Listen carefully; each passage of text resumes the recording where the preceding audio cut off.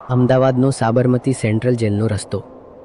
એક તરફ જેલની ઊંચી ડરામણી દિવાલો અને બીજી તરફ જૂનું રેલવે ફાટક.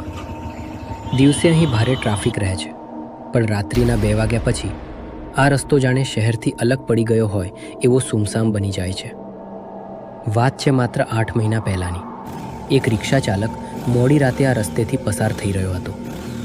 ફાટક નજીક પહોંચતા જ એને રસ્તાની બાજુમાં એક માણસ દેખાયો. સફેદ શર્ટ, સ્થિર નજર, ધીમે ધીમે હાથ હલાવી લિફ્ટ માંગતો. રિક્ષા ઊભી રહી. એ માણસ અંદર બેસ્યો અને ધીમેથી બોલ્યો, ભાઈ, આરટીઓ સર્કલ સુધી મૂકી દો. રિક્ષા આગળ વધવા લાગી, પણ થોડા જ સેકન્ડોમાં ડ્રાઈવરને લાગ્યું કે રિક્ષાની અંદર અચાનક બરફ જેવી ઠંડક ફેલાઈ ગઈ છે.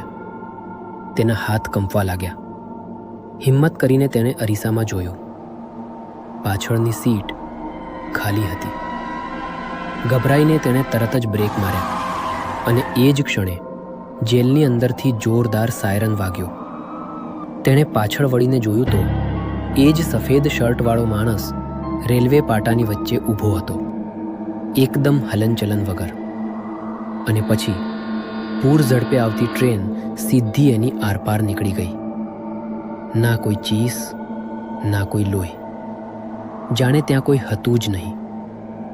પછી ખબર પડી, વર્ષો પહેલાં એ જ જગ્યાએ એક આરોપી પોલીસ કસ્ટડીમાંથી ભાગતો હતો અને ટ્રેન નીચે આવી ગયો હતો.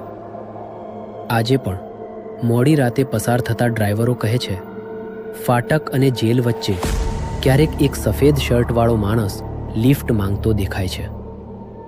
યાદ રાખજો, દરેક મુસાફર જીવતો